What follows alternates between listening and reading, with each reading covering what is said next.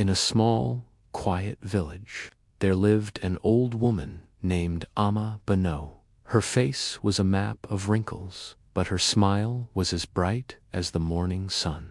Everyone in the village knew her, not for wealth or status, but for the incredible peace and joy that radiated from her. Life hadn't been easy for Amma Bano. She had faced storms of hardship, from losing loved ones to struggling with poverty. Yet she never lost her smile. Her secret, she would say, was not in what she had, but in how she thought. One day, a young woman named Mayam came to her, her face clouded with worry. Her husband had lost his job, their savings were dwindling, and fear was a constant guest in their home. Tears streamed down her face as she told Amma Bano, "I don't know what to do. Every day is a battle, and I feel like I'm losing." Amma Bano listened patiently, her gentle eyes full of compassion. When Mayam finished, Amma took her hand and said softly, "My dear, the world outside is just a reflection of the world inside you. Your mind is like a garden. You can either plant flowers of hope and gratitude, or you can let weeds of fear and worry grow. The choice is always yours." Mayam looked confused. "But how can I think of flowers when my garden is barren? My problems are real." Amma Bano smiled. "Let me tell you a story," she began. "There was once a man, poorer than anyone you could imagine. He lived in a tiny hut that leaked when it rained and shivered when the wind blew. He had only a thin blanket and a single clay pot for his meals. Every day he would sit and curse his fate, his heart heavy with bitterness. One evening, a wandering wise man sought shelter at his hut. The poor man let him in, complaining about his miserable life. The wise man listened and then said, "You believe you have nothing, but let's see. Tomorrow morning, when you wake up, I want you to thank the universe for 3 things you still have." The poor man scoffed, "3 things? I have nothing." But the wise man insisted. The next morning, reluctantly, the man woke up.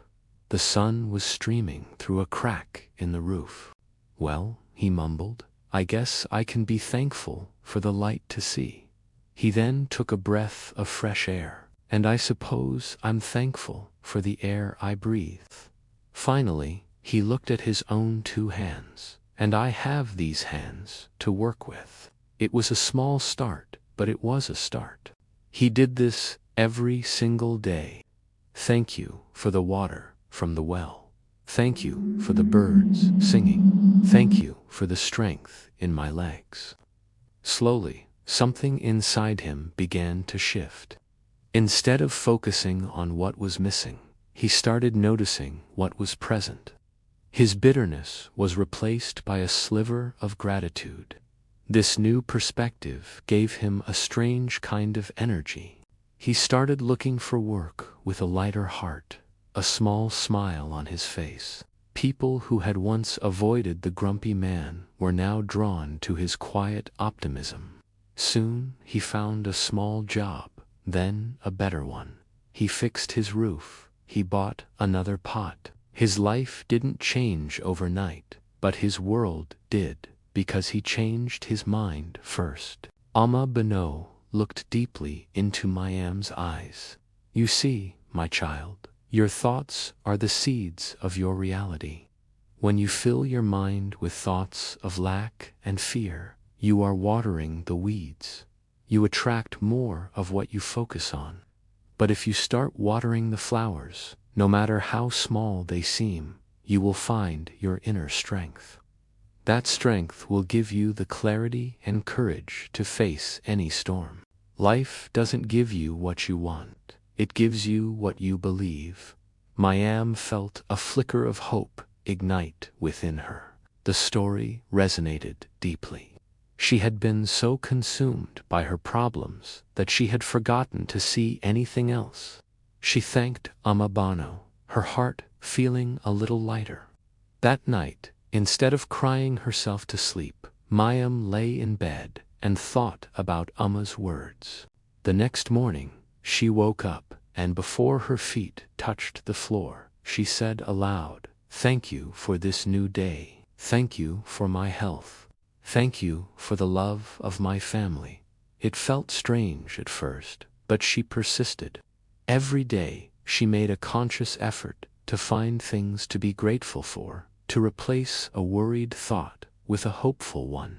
She encouraged her husband, not with pressure, but with positivity. Instead of saying, "Did you find anything yet?" she would say, "I believe in you. Something good is just around the corner." Her attitude began to change the atmosphere in their home. The heavy cloud of despair started to lift, replaced by a quiet, resilient hope. Weeks went by, and things were still difficult, but Miem no longer felt defeated. She had found a well of strength within herself. Then, one afternoon, her husband came home, his face beaming. He had found a job, a better one than he had before. Mayim cried, but this time they were tears of joy and gratitude.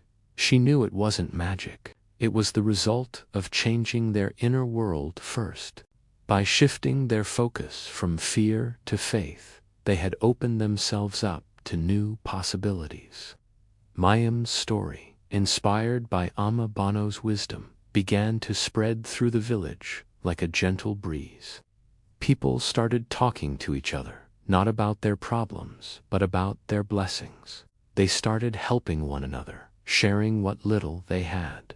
The village, once just a collection of houses, became a true community, bonded by hope and mutual support. Amma Bano would watch them, her smile wider than ever. She taught them that peace is not the absence of trouble, but the presence of a peaceful mind. True happiness isn't found in a perfect life, but in the ability to find the perfect moments within an imperfect life. So, what garden are you tending to today? Are you watering the weeds of worry, anger, and fear? Or are you nourishing the flowers of gratitude, hope, and peace? Remember Amma Bano's wisdom. Your life is a story written by your thoughts. Choose to write a beautiful one. Change your thoughts, and you will change your world. Thank you for watching. If this story resonated with you, please like, share, and subscribe for more content that aims to uplift and inspire. Remember to be kind to yourself and to others.